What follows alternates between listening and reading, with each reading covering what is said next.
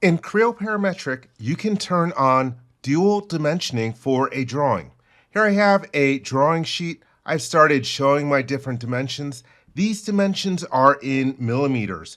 The primary units that you are showing are determined by the 3D model. But let's say I also want to show inches for these different dimensions as well. The way that you do that is by going to your detail options. If I go to my File drop-down menu, I can then choose Prepare and Drawing Properties, and this opens up the Drawing Properties dialog box. The top line is for detail options. I will click on the blue Change hyperlink over on the right-hand side, and here we have all of the different detail options for the drawing. I'm going to collapse the first 4 groups because I happen to know that the 5th group of options is for dimensioning. There are a lot of different options in here, so I'm going to scroll down a little bit. To turn on dual dimensioning, you're going to use the option called dual dimensioning. The default value for that is no. I will use the drop-down list to choose that I want to show the primary units, in other words, what's driven by the 3D model, and then have the secondary units in brackets. Alternatively, you could show secondary and primary, or just secondary units as determined by your drawing. So let me choose primary, secondary, and I will change that option.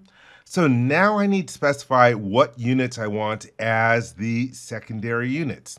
So here we have the option for dual secondary units, and the default value for that is millimeters, but that's what my primary units already are. So I will use the drop-down list to choose inches instead, but you could also choose to use feet, centimeters, or meters. So I will choose inch and then change that one.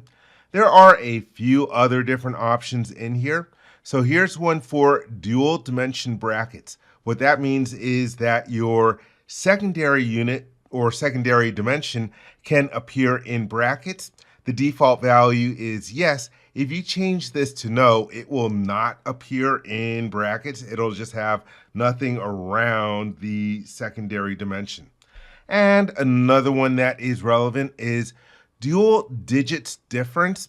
And so you have a value for the default number of decimal places, and you can specify that you want the secondary unit to have more or fewer decimal places. And the default value for that is -1. That means that your dual dimension will appear with 1 fewer decimal place than the primary one.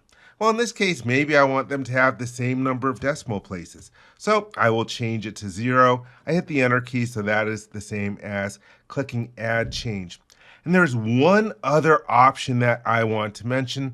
Let me scroll up a little bit. Here's one called Default Dual Dim Position. And this was added at the beginning of Creo 8. If you are in a midstream maintenance release of Creo 7, this was retroactively added in there.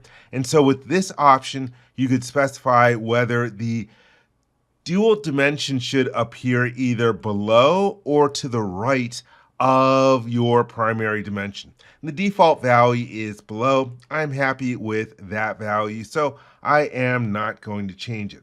And so I'm happy with these different changes. By the way, let's say that you always want to use dual dimensioning. Well, you can hit the Save button in this dialog box in order to save this as a .dtl file. That DTL is short for detail.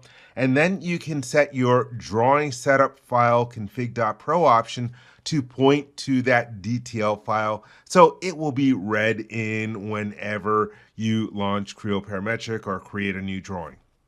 So anyhow, I'm happy. Let's click the OK button. And now I will close the Drawing Properties dialog box. You could have probably already seen that we have our dual dimensioning turned on. And so we have our unit in millimeters up at the top and then below we have the dimension in inches.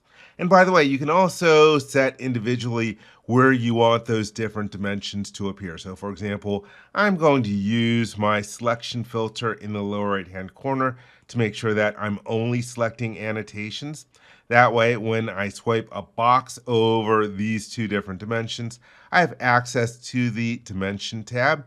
And here we have dual dimensions. And right now, these are appearing below. Here I can change it to appear to the right, and then click outside of the tab in order to deselect those dimensions. You can see that these two particular dual dimensions are appearing to the right instead of below, as in the situation for the other different units.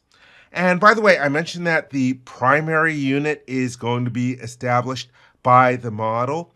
You could find out the primary unit by opening up the drawing and then going to its properties, but you can also do that when you are in the drawing. So for example, if I go to the Tools tab, I can go to Parameters, and instead of looking in a drawing, I could choose to look in an assembly if I had one, or a part.